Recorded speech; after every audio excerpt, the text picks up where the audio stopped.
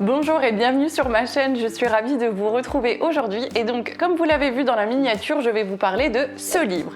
Heureux les fêlés car ils laissent passer la lumière, écrit par Raphaël Giordano, publié en octobre 2023 aux éditions Récamier. Alors je ne l'ai pas parce que c'était une lecture audio donc je n'ai pas de livre dans les mains et vous n'imaginez pas à quel point c'est perturbant pour moi parce que je ne sais pas quoi faire de mes mains quand j'ai pas un livre dedans.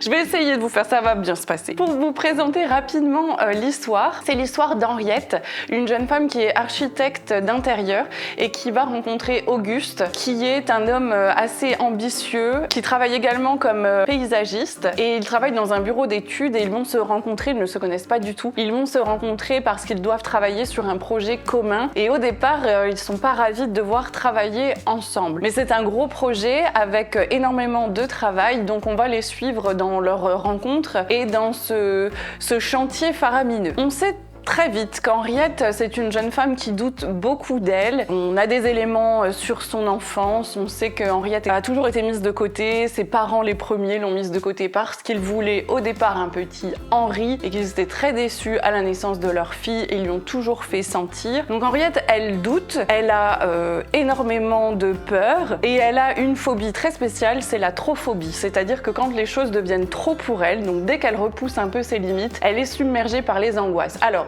je vous le précise, mais sachez que Raphaël Giordano, c'est la spécialiste pour nommer des petites choses comme ça. Donc la trophobie, c'est sa qualité, moi je trouve dans son écriture, c'est de toujours inventer des mots, c'est assez original et ça plante tout de suite le décor, quoi. Henriette, elle a un look aussi assez particulier, comme je vous ai dit, elle doute toujours d'elle et quand elle est face à Auguste, il la prend vraiment de haut au départ, donc c'est pas gagné d'avant. Mais bon, ils vont travailler ensemble, il va se passer des choses. Après, c'est assez sympa parce qu'il va leur arriver des aventures un peu cocasses. Et puis, ils vont prendre le large. Leur travail, leur chantier les amène en fait à partir à Florence, en Italie. Donc, il y a un moment, le roman, il prend aussi une tournure très légère, très chaleureuse. De toute façon, les livres de Giordano sont comme ça. C'est toujours, je trouve, une bulle en fait de fraîcheur. C'est encore une fois très feel good. C'est un roman, j'en ai déjà parlé d'ailleurs de cet auteur dans une de mes précédentes vidéos. Elle arrive toujours à parler de l'acceptation de soi, l'acceptation de ses peurs. C'est pas mettre ses peurs de côté, mais c'est essayer de travailler dessus et d'en faire quelque chose en fait. Donc je trouve que ça c'est intéressant. Donc j'ai aimé cette lecture audio. Je ne sais pas si on peut vraiment dire lecture dans ce cas. C'était une écoute intéressante parce que moi c'est vrai que ça m'a permis de me changer les idées. C'est très divertissant. Je vous avais déjà parlé d'un autre livre de Raphaël Giordano, c'était Ta deuxième vie commence quand tu comprends que tu n'en as qu'une. Et dans ma vidéo, je vous avais parlé de l'adaptation en BD. Et en fait, je me suis rendu compte que jusqu'à présent, je n'avais jamais vraiment lu à proprement parler de roman de cet auteur. Puisque pour Ta deuxième vie, j'avais lu l'adaptation BD. Pour Heureux les fêlés, j'ai fait la lecture audio. Et en fait, je me suis posé la question, je me suis dit pourquoi j'ai jamais lu finalement de roman de cet auteur. J'avais essayé de lire Le spleen du popcorn, qui est un de ses derniers, et en fait j'avais abandonné. Et je pense que en fait, même si c'est des bons livres et de belles histoires, c'est tellement axé sur les personnages et sur leurs peurs. J'ai l'impression de voir des personnages au microscope et en fait, il me manque quelque chose d'eux. Il manque pas de densité. Je trouve qu'on voit qu'une facette d'eux, en fait. Et c'est ça qui est un peu dommage. Donc, en lecture audio ou en BD, je trouve que ça passe. Mais je sais pas si je pourrais suivre, par exemple, Henriette et Auguste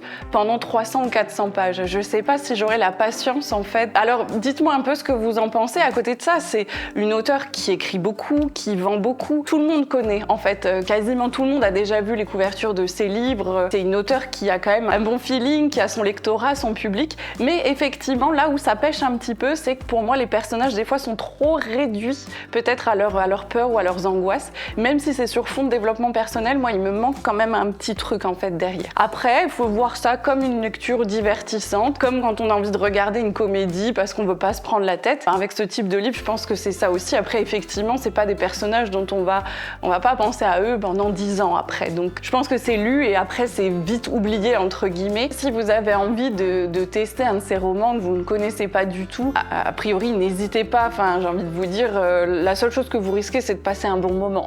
Donc, en tout cas, dites-moi dans les commentaires si vous connaissez cet auteur et si ça vous tente. Et si vous en avez lu, ce que vous avez pensé également. En tout cas, je vous remercie de m'avoir suivi. Vous pouvez pouvez liker la vidéo, vous pouvez également vous abonner à la chaîne si vous avez aimé le contenu et vous pouvez activer les petites notifications, comme ça vous saurez dès qu'il y a une nouvelle vidéo. Encore une fois, je vous remercie de m'avoir suivi. Je vous souhaite de très belles lectures et puis je vous dis à bientôt. Bye bye!